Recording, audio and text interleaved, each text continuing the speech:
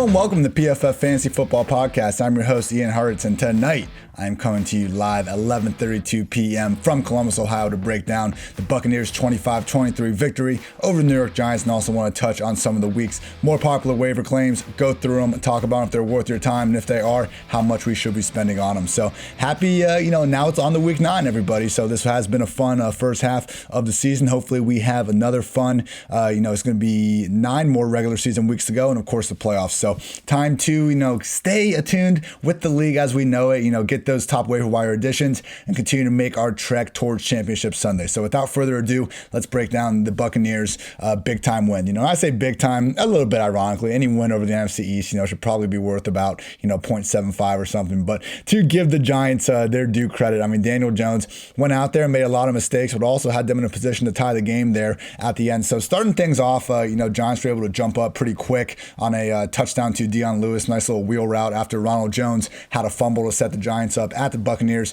12-yard lines. Later in the first half, Giants were able to go 77 yards, ended with a short Wayne Gallman touchdown. And then later, Buccaneers, after settling for field goals throughout the whole game, Brady finally got Gronk from the goal line for a score and then followed it up with a score to Mike Evans from inside the 10-yard line. But back against the wall, Daniel Jones on the last drive of the game had a 4th and 5 where he was able to pretty much lob one up. Darius Slayton came back to it, made a nice catch and picked up some yak to get the first down. And then on 4th and 16, Daniel Jones extended the play and was able to find Sterling Shepard, I believe, downfield for the first down. Comes back, gets another completion, and then finally throws his best ball of the night, a nice little touchdown to Golden Tate from, it was from 19 yards out. Literally put it right over the defender's overstretched hands. You could say a defender shouldn't have let him get behind him in the first place, but that's Showtime Tate. You can't slow down this guy in prime time. In all seriousness, I do love Golden Tate and his extended FU celebrations that he's stunted on seemingly every cornerback over the years. But, unfortunately, with the 2-point conversion, they tried to throw a quick little out to Dion Lewis. The refs originally threw a flag. They picked it up. I'm always team let the boys play, so, I wasn't complaining about them picking up the flag. But, there was contact, and they threw it at first, and, we've finally gotten rid of that pass interference experiment from last year. So, not quite sure how they were able to overturn it. Regardless, this was a bad throw by Daniel Jones. That was way too late getting out there. Had more than a few opportunities to win throughout this one. And I think that, just because of one missed call that maybe would have forced overtime, I don't think that's something that, we should really be freaking out too much about. So quickly staying on the Giants here.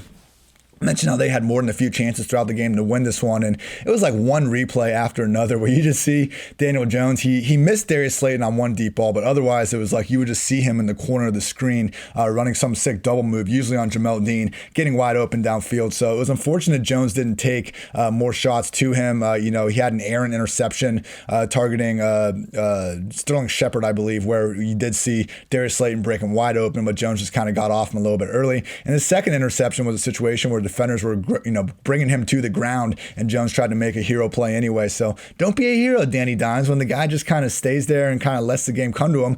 We see the live arm, we see the accuracy at times, and why the Giants, thought so highly of him to draft him, as a number 6 overall pick, I believe it was. But it's just always an issue with him, taking the sacks, making at least 1 or 2 bad decisions every game. He miraculously managed to not fumble this game, but we know that's usually a weekly occurrence. And here we are in week 9, and we just seen many more bad games than good through 2 years with Daniel Jones. So unfortunately, we didn't even see the rushing upside that's begun to become a every week occurrence with Daniel Jones. Only 20 rushing yards on this game, so it was good to see him get moving through the air, because this is a tough Buccaneers defense that we saw absolutely suffocate the Green Bay Packers among other teams over the years. So I don't want to take away too much from Daniel Jones, because they certainly outperformed expectations in this game. I believe it closed as 12.5 point underdogs. And again, by all means, had a very good chance to force overtime at a minimum. So, it was far from the worst game we've seen from Jones play this year, but still a situation where just a few too many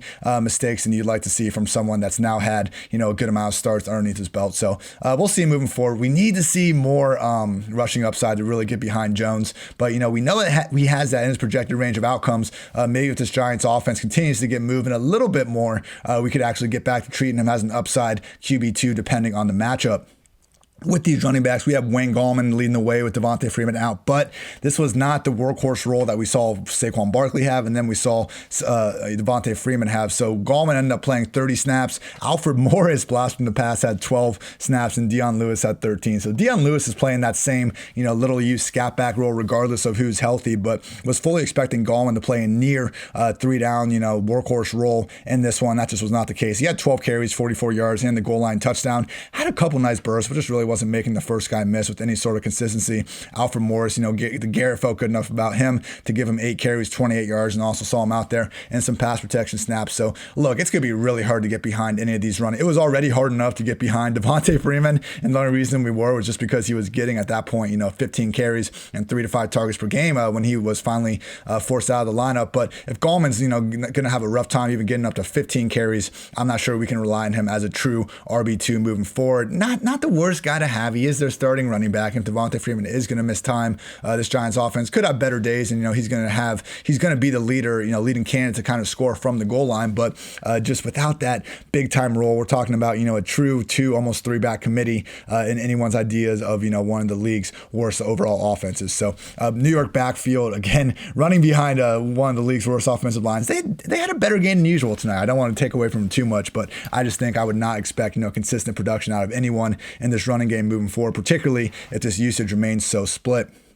Moving on to the wide receivers, talked about Darius Slayton, just all the opportunities he had. He ended up getting only, he had 9 targets. That's not too few, but caught 5 of them for 56 yards, no scores, long of just 14. I mean, this guy is a legit down the field weapon. You wish that they would just try to force Daniel Jones to throw him the ball a little more often, but that just was not the case. Again, had an awesome 12-yard gain on 4th and 5 with the game on the line. Slayton showed out this year. He had 2 touchdowns, over 100 yards in week 1 against the Steelers, a big game against the Cowboys as well. Who doesn't, I know, but Slayton has shown out this year and showed that his rookie year wasn't a fluke. And right now in this offense, it's him, Sterling Shepard, and Evan Ingram. So I know Golden Tate had the touchdown at the end, but just 3 targets on the game. We had Shepard with 10 targets, caught 8 of them for 74 yards. Shepard's kind of like their alpha number 1 wide receiver that they're going to use kind of, in short, intermediate, and deep routes alike. But Slayton, as long as he's getting, this sort of similar target share, he'll probably be the favorite to lead the way in air yards more often, and he gets those, more fantasy-friendly downfield shots. So Shepard's going to have the higher floor, Slayton the higher ceiling.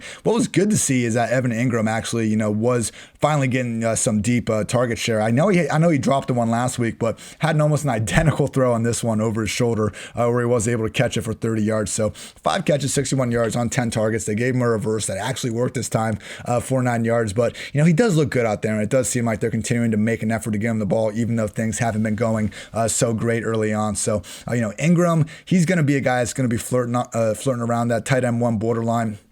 It's wild that he's not, a locked in top 5, top 6 option, but this is a situation with the Giants where we just haven't seen, enough consistency and any sort of upside from Ingram in this version of the offense to really warrant much more. And then Shepard and Slayton, I think we can almost both treat as a, upside wide receiver 3s here. Shepard, just gets 6 targets like clockwork. He even had 10 in this one. So I think if anyone is going to kind of become a potential top 24 option, I do think it's Sterling Shepard, just because Slayton, kind of like we see with Michael Gallup. It's fun when these deep routes down the sideline work, and it does give him, a higher ceiling, as I said, but at the same time, and, a pretty erratic offense, those are also the sorts of routes and games that lead you to more boom or bust outcomes. Moving over to the Tampa Bay side of things, wasn't a great performance from Tom Brady, 28 for 40, 279 yards, 2 scores, just missed a good amount of throws in the first half, had, a potential to get Evans deep and wasn't able to put it on him. I believe Scotty Miller had 1 or 2 in the first half as well. But overall, it wasn't so much on Brady. There was, a situation where it looked like that the receivers were not separating as much as we would like to see because, Brady did drop a couple down deep to Scotty Miller, even to Jaden Mickens, who was playing a lot in this one, where like the defender made a good play, got a hand in there, but, it was also a situation where Brady put the ball pretty much exactly where it needed to be. So he did have 2 nice touchdowns, one to Mike Evans from inside the 10 and one to Rob Gronkowski from the 3-yard line, just zoomed it in there. He did focus most of his attention on Evans, Gronk, and Jaden Mickens. We also had Leonard Fournette getting 6 targets, Scotty Miller 6 targets, but it was Mickens with 8, Evans with 7, and Gronk with 4 in the fantasy-friendly end zone look that he cashed in on. So Evans was the only guy to clear 50 yards with 55 yards and a score. Had James Bradbury following him around for most of the night, and Bradbury made life tough, made a couple nice plays. Evans drew a DPI, but that was almost because Bradbury was in too good of a position. They've battled throughout all the years, with the Buccaneers playing the Carolina Panthers twice a season when Bradbury was playing with them before. But even though Evans has had big games, he has big games against everyone. Bradbury does consistently make life tough on these receivers. So, when you got a number 1 wide receiver going up against the Giants, like Evans, you play your studs. You don't let a single wide receiver cornerback matchup get you off of someone as good as Mike Evans. But it is a situation where, we probably should rein in the expectations on what we're expecting from them in terms of a ceiling game.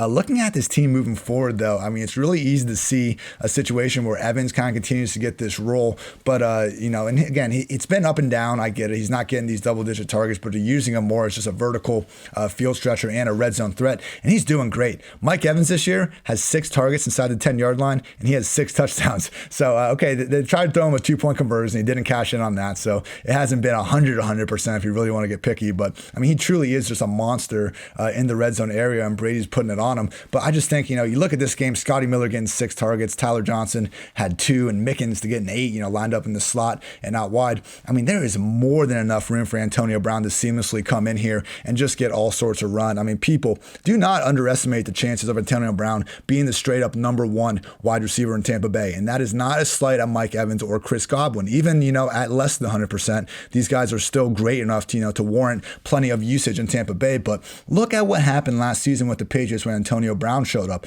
We had Julian Edelman healthy, how many great memories have he and Brady had? We had Josh Gordon healthy, who was another guy that Brady had been, trying to get on the squad for a long time, had a touchdown in week 1. It seemed like he was maybe number 1 wide receiver. And we also had James White active, who again, is one of these guys that Brady fed the ball to just all the time. Anyway, 24 snaps from AB in that game, fed the guy 8 targets, also had a rush attempt.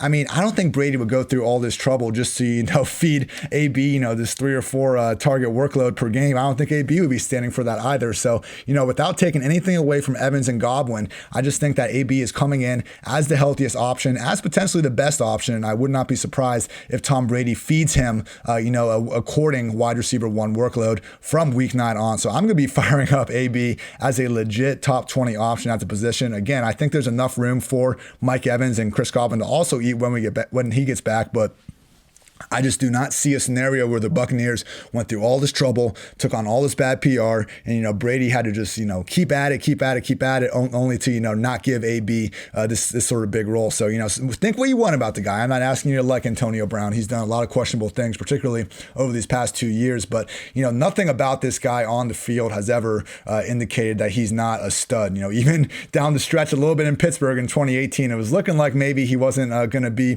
the same, just overwhelming guy, but came on fire in the second half of that season. And again, we saw him immediately show some chemistry with Brady in their one game together. So truly, everyone, you picked up Antonio Brown, you got him on the bench. He needs to be in the starting lineup in week 9 and beyond. Quickly on this backfield, and then we'll get on to some waiver wire thoughts. So this was actually the Leonard Fournette show. He had 46 snaps. Ronald Jones only 16. It did seem like Ronald Jones was not fully benched because we saw him out there again, but he caught a pass that was tipped. It was just a check down. Brady threw it. It got tipped, and Ronald Jones caught it, and then he fumbled, and the Giants recovered it. I thought it was a drop, honestly. I thought it should have been ruled an incomplete pass the first time I saw it. Then they show the slow motion where it looks like everything's a catch, and they've had the ball for ages, so it didn't work out that way. But kind of a funky situation for them to really go back to Rojo. I'll admit that Fournette looked like the better runner, and we saw him have this big pass game role last week, so it was hardly impossible for this sort of thing to happen in the game. It does look like they're going to be going with a little bit of a two-headed RB committee, but it's going to be a hot hand approach in addition to Fournette getting most of the pass down work. But Rojo's been playing some really good ball for them. His passing game usage has been the consistent struggle, but it's like they've had Shady, they've had Keyshawn Vaughn, now they have Fournette to take that work. To bench Ronald Jones and not even give him a chance to run the ball more than 7 times because of an error he made in the passing game. It's like, how many times are you going to try to fit, this square peg into a round hole? It just seems like Ronald Jones, he's very good when they ask him to be an early down back and run the ball between the tackles, but when they give him the pass game, bad things happen more times than not. So it's unfortunate it happened, but how many times we need to see him drop a ball or fumble a ball and blame it on him? Put your players in a position to succeed. That is not using Ronald Jones as a receiver. So seemed like a silly reason to bench him. I don't think it's going to be a situation where he's on the bench the rest of the year. I mean, we saw him blow pass protection assignments and fumble last season where, he might get pulled for a game or for a little bit, but Arians wasn't afraid to go back to him. So, important thing is that we did not see Keyshawn Vaughn. We did not see LaShawn McCoy out there. So it's still a two-back backfield and a high-scoring offense. We can live with that. It's just, both these guys probably better approach, just as kind of lower-end RB2s, to even high-end RB3s, just because it is going to be a little bit volatile week to week. They both have low floors, but because it's not, split 50-50 and it can kind of swing either way, it kind of gives them higher ceilings as well. So not the most sure, fantasy assets you want in your lineup, but the range of outcomes for them is much higher than it was in previous weeks when we had more than just two running backs to deal with. So fun game, Buccaneers 25, Giants 23. And again, I know I said some hateful things about the Giants in there, but that's just from a fantasy perspective. They truly did, I think, shock a lot of people here with their performance tonight. Quick shout out to our sponsors here. So all first-time depositors at Monkey Knife Fight that put at least $20 in their account while using promo code PFF will receive a free PFF Edge annual subscription. That's a $40 value for just $20, and you'll get the opportunity to turn that $20 into even more money playing daily fantasy and prop games at one of the fastest-growing fantasy sports sites in the USA, and Monkey Knife Fight. So go to Monkey Knife Fight, deposit your $20 with promo code PFF today to receive your free PFF Edge annual subscription. Got some waiver wire thoughts, everyone. I've gone through Yahoo, ESPN, just looking at some of the patterns with, who's getting added more, who's kind of the trendy guys on the waiver wire articles. And I just want to go through them. I got about 10 guys listed, go through them, give you my thoughts and kind of like how much you should specifically be looking at these guys. We do have, solid waiver wire articles on PFF.com that'll be up on Tuesday. I encourage you to check that out for some more specifics on the fab spending. But, overall, I don't think there's really anyone this week that we need to absolutely freak out about. But, I say that just as an all, kind of overall statement. I know not every league is created equal, and we could have some bigger thoughts. So I do include a few guys in here that you might laugh at me and say, oh my gosh, like you really think that guy's available in any league? And I hope you laugh because you have him already in Chase Edmonds' case. But just maybe there's some listener out there that doesn't have Chase Edmonds and they are available and they don't realize how big of a gold mine that is. So please excuse just the silly, as you might call it, fantasy talking. We are looking out for each and every listener out there in all these funky leagues. So without further ado, let's get to it. So Logan Thomas is someone that is emerging again as a top 15 tight end option. So look, his role hasn't changed all season. He's been playing between 75 and 90% snaps ever since week one. His targets though have been a little funky. He had 8, 9, and 7 to start the year, and now he's had 4 in 4 consecutive games. So with Kyle Allen, he's caught 3 passes for 42 yards in the score, and then most recently 4 catches for 60 yards in a score. So hey, Kyle Allen, he's not someone that's going to give you consistent high-end fantasy upside, but as we saw in Carolina last year, he is someone that can at least enable fantasy-relevant pieces around him, unless your name is Curtis Samuel, unfortunately. So Logan Thomas, I do think he's going to, kind of settle in as his top 15 tight end option. I understand that's not someone you're actively looking to get, but, with bye weeks and injuries and all that, I do think you can do worse than a guy that's, going to be able to get between 4 and 6 targets more weeks than not and, rarely leave the field. So not a great offense, but truly behind, Terry McLaurin, Logan Thomas does and has looked like their number 2 receiver more weeks than not. Jordan Wilkins, so I think he's a great guy to have on the bench, but don't go crazy. I do not think this is Jordan Wilkins' backfield all of a sudden, and Jonathan Taylor is just going to hit the bench because of this one good game. So first of all, yards per carry is not the best stat for showing RB play, but I just feel like the general consensus is that Wilkins has been like outplaying Jonathan Taylor all season long. Like Jordan Wilkins has 3.7 yards per carry and Jonathan Taylor's at 3.9. Now the advanced metrics, which I like to shout out a lot, are fully in Wilkins' corner because he is number 1 in forced missed tackles per rush, and we see Jonathan Taylor looped in the bottom with some of the worst guys you can imagine. So I get it. Wilkins has been the better back this season, but you look at this game last week. I mean, in the first 3 quarters, Jonathan Taylor played 23 snaps, Wilkins played 21, Nyheim Hines played 11. In the fourth quarter, Wilkins played 17 and 24 backfield snaps, and this was a blowout game. This is what we have seen from them all throughout the season in blowouts. It's kind of weird how the Colts, aren't exactly anyone's idea of a juggernaut. They're a good team and everything, but they've just been winning games by massive amounts at certain stages this year. So ever since, they had the week 1 game where Marlon Mack got hurt, they beat the Vikings by 17. They beat the Jets by 29. They beat the Bears 19-11. And I think the Bears finally scored their touchdown with under 2 minutes left in the game. And they lost to the Browns. They had the Bengals game where they, were actually down multiple scores. And then they played the Lions where they, win by 20. So we've really only seen, we actually haven't seen a game where the Colts have just, won by a score or two, but it's been, close enough throughout that Taylor's, been able to remain the guy. What's been happening is that, look, Jonathan Taylor, he is their starter. He's their guy that they've been relying on for more carries throughout the year. And when they get up so much, they just feel comfortable putting Wilkins in to kind of ice the game away. So it's like a Gus Edwards situation where he's far more involved than we would like him to be, but he's playing well enough, to kind of continue to warrant it. But hey, it's 10 to 12 carries more weeks than not inside of, a run first offense with an awesome offensive line. But look, I still think this is more or less like a middle class man's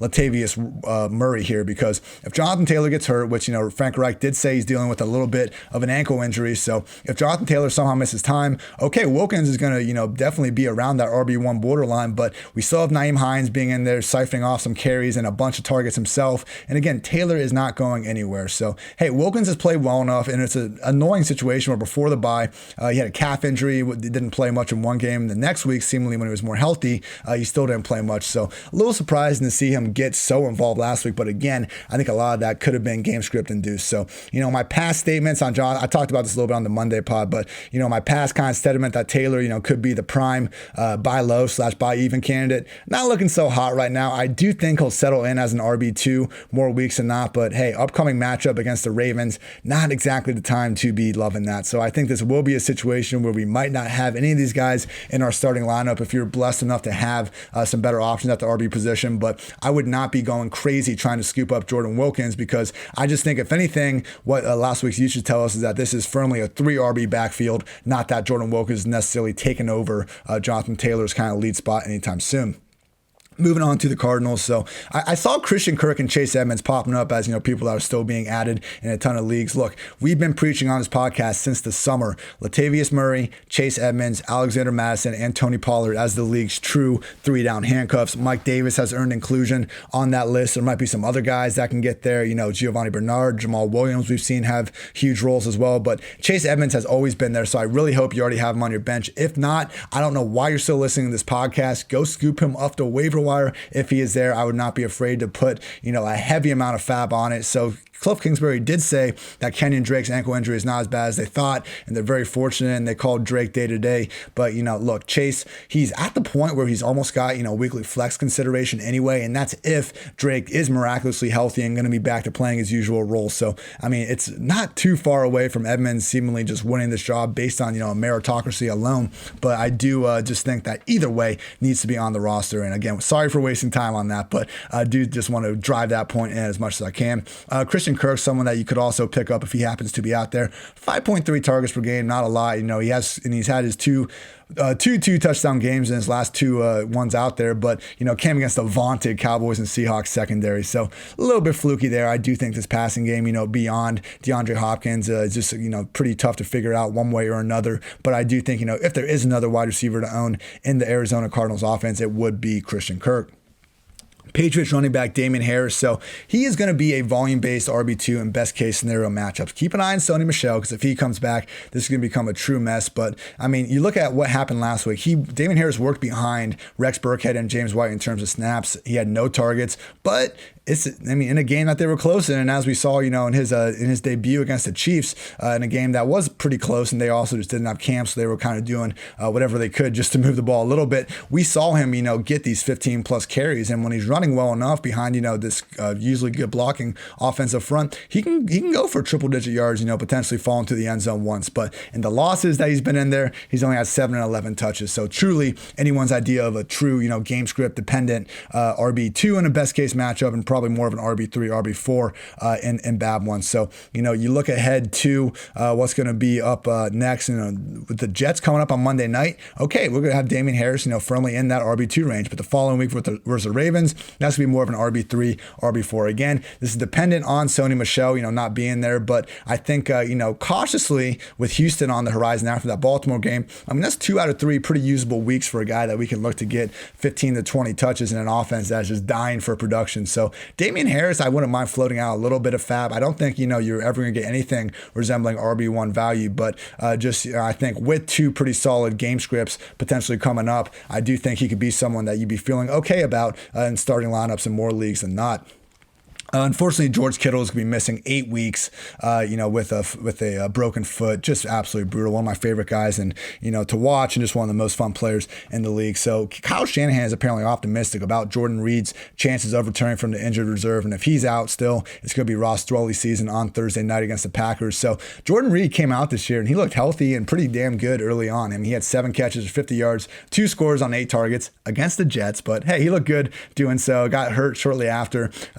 He's not going to replace Kittle, obviously, but hey, in a tight end position this year where it's pretty much been Travis Kelce, Darren Waller, and everyone else with the exception of, a few, spurts from Jonnu Smith and some guys like that. I do think Jordan Reed could be someone that if we see him get out there, be featured as, number 1 pass game option, as he really was versus the Jets, he's going to be someone that could be cracking into that top 10 pretty quickly. So, compared to, someone like Logan Thomas, I do think I would rather have Logan Thomas and take, all those snaps and just better chances of not getting injured, because oh my goodness at this point with Jordan Reed. But I do think, in deeper leagues, he is a good option to scoop up at the moment with him, again, likely coming off IR this week. Ross Dwelly, someone I'm not really as much behind. He's had okay moments, but, ultimately just 1 career game with more than 30 yards, had a 2 touchdown game last year, but only 14 yards in that. So, maybe he dominates more red zone targets, but I just think the overall ceiling on this 49ers offense and the team in general is just getting pretty limited at this point without Kittle, without Jimmy G, without Debo, without Mostert. Volume will kill, in fantasy football. I get that, and we want to try to find it where we can, but at some point we do have to realize that with this 49ers offense, probably just not going to be as much production as we are used to seeing. Lions wide receiver Marvin Jones, a popular ad with Kenny Golladay, expecting to maybe spend some time on the short-term IR with a hip injury. So, Jones had back-to-back duds under 10 yards in weeks 4 and 6, but then 5 catches, 80 yards, and then most recently 3 catches, 39 yards, and 2 scores. He had 13 combined targets in those 2 games. He's number 1, and, expect Stafford to continue to feed him. One thing with Stafford, we know this guy just has a freaking howitzer for a right arm, and, when he does have a talented jump ball wide receiver on the outside, like Megatron, like Kenny Golladay, like even Marvin Jones, we have seen him, feed him with reckless abandon at times. So we have seen him play without Golladay. Now it was in his rookie season, and obviously their roles have kind of evolved over time. Kenny Golladay is a true number 1, and I think 2017 Marvin Jones was, or 2018, Marvin Jones was certainly a better talent than the guy we're seeing out there in 2020. But in these games without Golladay, Jones had 42 yards, 54 yards, 96 yards in the score, 128 yards, and then 107 yards and 2 scores on an average of 9.8 targets. So look, he's not Golladay, but if he's going to be getting these, potential double-digit targets every single week, he could actually be a consistent wide receiver 2 value. Facing a Vikings secondary next, which is, already met and now all sorts of banged up. Then we get Washington and Carolina. Again, Marvin Jones could be a legit, sneaky top 20, top 24 option while Kenny Golladay remains sidelined. Someone needs to catch the ball in Detroit. Matthew Stafford is playing well. We're going to see this offense take a little bit of a step back, in the first 2 weeks without Golladay. Matthew Stafford's average target depth really wasn't that high, and obviously Marvin Jones didn't put up these sorts of numbers in 2020 without Kenny Golladay involved, but I still think it's a situation where, with Jones looking better, with this offense trending more towards passing the ball, I do think they keep up the downfield attack to an extent, and Marvin Jones should be a major part of that. There's been a lot of heat on the Will Fuller to Green Bay rumors, so we'll see what happens there. But if that is the case, both Randall Cobb and to even a higher extent Kenny Stills are going to become weekly viable fantasy options. Deshaun Watson has his best PFF passing grade ever, and he's averaging more yards per attempt ever. The defense can't stop anyone. They had the brutal early season stretch, and they just haven't really been able to pull out these wins, but Watson is putting up as much production as ever. And, you look at Randall Cobb, he's been somewhat usable this year. He's the overall PPR wide receiver 40. So it wouldn't, be ridiculous to project, a jump in maybe 10 spots or so and become more of a, high floor wide receiver 3 in this offense. And we got Kenny Stills, who averaged 10.2 yards per target last season. And now he's at a 13.8 yard, average per reception this year. So mostly Brandon Cooks is going to be emerging in this offense if Fuller does leave town. But I do think, trying to get Cobb and Stills on the bench if you're fairly weak at wide receiver and just kind of have some spare parts, going to be guys that, aren't going to cost you much in the waiver wire this week. And I think they really could emerge as solid bench guys if and when Will Fuller is traded. Real quickly on if, Will Fuller does go to Green Bay, I would expect him to continue to be in every week upside wide receiver 2, and Devontae Adams would just, continue to be the overall wide receiver 1. Fuller going to Green Bay would just enhance the entire offense. It wouldn't take away from anyone, similar to what we've seen over the years in Houston with DeAndre Hopkins and Deshaun Watson both being better with Fuller on the field than without. A couple more guys to go over, but quick shout out before we do so. PFF and Sunday Night Football's Chris Collinsworth is teaming up with one of the best players on and off the field, 49ers All-Pro cornerback Richard Sherman. The Chris Collinsworth podcast featuring Richard Sherman is available now wherever you find your podcast. They'll provide the most interesting football conversation in sports every single week, and sometimes that means the discussion will venture off the field too. Additionally, Chris will be taking a dive into the game of football as he sees it, inviting in the best in Bryce to talk about everything that's happening in the great game of football. So mark your calendars. You do not want to miss the best 60 minutes of insight this season. Got 6 more topics to touch on, everyone. Thank you, as always, for listening to the Pro Football Focus Fantasy Football Podcast. Next up, Corey Davis. Like Marvin Jones, I think we need to, realize that we just haven't quite been respecting the upside here, and Corey Davis has legit wide receiver 2 potential the rest of the way. This season, they both played 5 games. Corey Davis has 38 targets. A.J. Brown has 36. Corey Davis has 29 receptions. A.J. Brown has 27. Corey Davis has 369 yards. A.J. Brown has 354. Corey Davis has 3 touchdowns. A.J. Brown has 5. Look, it's always AJB wide receiver 1 season on this podcast. You guys know it, I know it. That's fine. But Ryan Tannehill has been a top 10 QB ever since he took over for the Tennessee Titans. It would make sense if a top 10 QB can enable more than one fantasy wide receiver, particularly where we got Adam Humphries, at risk of missing this game. We got Jonnu Smith ever since he's come back from his injury. He hasn't been as involved in the passing attack. And we just have a running back room that, is more and more filled with early down guys that just have no, real role in the passing game week to week. So truly, this passing game is flowing through Davis and A.J. Brown. It's condensed at the top. We've seen them running more plays in Tennessee because of both increased pace and just them being willing to let Tannehill try to cook out there. So, it's Corey Davis. We've been burned by this guy in the past. I get it. But, as we've seen with Brashad Perryman, and as we've seen with some of these other guys that actually improve because you're allowed to improve in real life football, it wouldn't be the wildest thing to see Corey Davis, as he's continuing to get ingrained with his quarterback, actually start to play like the guy that we saw be a number 5 overall pick a few years back. So, just because Corey Davis is balling doesn't mean it's an indictment on A.J. Brown. I think both of these guys could actually be top 24 wide receivers more weeks than not moving forward. I am all about getting Corey Davis on the waiver wire this week. Famous last words from Ian Hartitz. With this Ravens backfield, J.K. Dobbins and Gus Edwards, they're both quality ads. I mean, the big concern last week with Mark Ingram being out was whether or not Justice Hill will make this a 3 RB committee, and he did not. He did not have a single touch. I believe he only played 1 or 2 total snaps. So, Gus is going to get more early down work and Dobbins more pass game stuff. But, in a run-first offense, both these guys are looking at 15-plus touches every single week, and we just weren't seeing anything close to that previously. Look, Edwards had 14 touches in week 6. That was the only time all season anybody had passed even 12 touches in a game. So as long as Ingram stays sidelined, we can actually feel good about both these guys, in that top 20, top 24 RB range. Neither of them are going to be, on that, top 10, top 12 radar without, another injury, because this is going to still be a situation where Lamar Jackson's taking plenty of carries himself, and we know that he's not, too keen on usually targeting his running backs. So not the highest of ceilings, but we finally have a good enough touch floor for both of these guys, who've been talented running backs and playing great all year, particularly in terms of yards after contact per rush attempt. Dobbins is tied with Nick Chubb for the league lead there. I think both these guys can give us a lot of value in a Ravens offense that, struggled against the Steelers, but we're still pretty much 5 yards away from finding a way how to win that game and kind of taking away this narrative that's been surrounding them. So, upcoming matchups against the Colts, Patriots, Titans, Steelers again, Cowboys, Browns, Jaguars, Giants. If there's a way for this, situation in Baltimore to reveal itself more down the stretch, you're going to wish you had one of these backs on the team. So definitely, priority ads. I wouldn't use up all my fab on getting Dobbins or Edwards, but it doesn't hurt. And if you're someone where you have a bunch of fab left and you have more than the rest of your league and you're able to bid the minimum max amount to get these guys, I would say that is what I'd be looking to do. With the Seahawks, Deejay Dallas, he's someone I'm going to probably let someone else try to sign. So look, both Chris Carson and Carlos Hyde were game time decisions, and Travis Homer was seemingly only active for emergency purposes. So it's great that the Seahawks gave Deejay Dallas his true every down workhorse role, but he really didn't do much with it. I know he scored 2 touchdowns, but I don't believe he had a single touch go for longer than 10 yards. And we've seen this with the Seahawks over the years. I mean, Thomas Rawls, CJ Procise, and we've had these random running backs go in, play well enough with the featured role, but then once the starter comes back, they get the ball again. So Rashad Penny is someone that could be back in action sooner rather than later. I just think all these guys are going to eventually be used over Deejay Dallas here, as we move forward. Maybe I'm wrong, but I just think these injuries, none of them seem all that serious. And once these guys are healthy, Deejay Dallas is going to be back on the bench. So, I do anticipate him being someone that people are probably going to be trying to spend up for.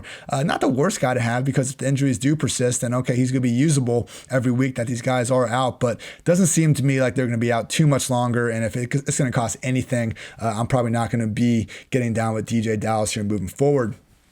JaMychal Hasty with the 49ers. So here we are. Tevin Coleman's got this knee injury. Raheem Mostert and Jeff Wilson remain on IR. So JaMychal Hasty is the next man, or the fourth man up, however you want to call it. He is, looking like the early down running back. But even then, Jerick McKinnon's the guy they trust out there much more. And McKinnon did steal away a goal line carry. So 2 RB backfield. We'll see if they even add a third person to it. Like, it's not like that'd be the first time Kyle Shanahan has found a running back out of nowhere. But it just seems like he's getting a lot of hype. I mean, treat him as more of an RB3. He's fine. He's shown some bursts, had a couple nice runs, but 32 rushes, 132 yards, and 1 rushing score. And again, they're just not really showing any faith in this guy kind of being out there on the field when they're in comeback mode, which could be a lot of the time here moving forward without Kittle, without Jimmy G, and with that defense still all sorts of banged up. So, quality guy that you could be slotting in as a top 30 back more weeks than not. But I just think the ceiling is limited, and the floor is probably a little bit overrated in a 49ers offense that we should be expecting to kind of trend downwards here moving forward. Last one to talk about, Zack Moss, another one of these guys where it's not the worst guy you can have on your bench, and as a spot starter, he's going to be getting between 12 and 15 touches per week, and a great Bills offense. But 2 things that Josh Allen doesn't do is enable. Okay, I said that wrong. Josh Allen does not check down to his running backs with any sort of consistency, and he takes off inside the 10-yard line to run for touchdowns more than just about any other quarterback. So Zack Moss, he is the bigger guy. So because of that, we're seeing Singletary get more of the targets. Not saying Moss can't catch, but Singletary has been used as more of a primary pass down back. And even though Moss is the goal line back, and we saw him convert with 2 carries for scores last week, Josh Allen also got a carry, and I just don't think we're going to see consistent efforts to get him the ball inside the 5-yard line. So I do think Singletary has largely looked better throughout the year. Maybe Moss is getting healthy now. It would make sense if, as a rookie, he's going to have his better games as the season goes on and gets more comfortable, but just not someone that I think we're going to be, too hyped about, because even if Singletary or Moss goes down, we know TJ Yeldon is waiting in the wings to continue to make this a 2 RB backfield. And with Josh Allen, the guy is able to put up points when he's playing well, but again, not exactly the top quarterback we like when it comes to enabling fantasy friendly running backs. All right, everyone, that's going to do it. Thank you, as always, for listening to the PFF Fantasy Football Podcast. We're bringing you new episodes every Monday, Tuesday, Wednesday, Thursday, Friday. Make sure you check out our Wednesday podcast edition, where I break down all 16 games with PFF's own Andrew Erickson. So until next time, everybody, I'm Ian Hartitz. Thank you for tuning in, as always, and take care. Thanks for watching the PFF YouTube channel. And if you want to subscribe, all you have to do is push the button. Don't forget everything you get. A little fantasy, push the button. A little green line for the gambling aspects of the game, push the button. College football, push the button. The YouTube channel from PFF.